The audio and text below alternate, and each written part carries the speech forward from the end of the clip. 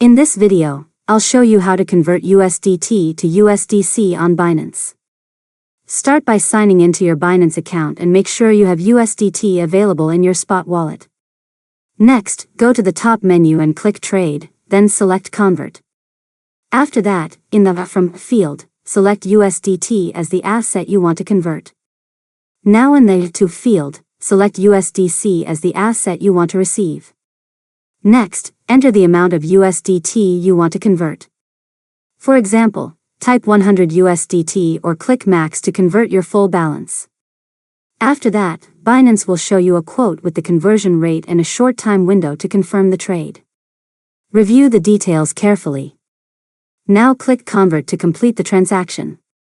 Finally, go back to your spot wallet and confirm that your USDT has been converted into USDC successfully.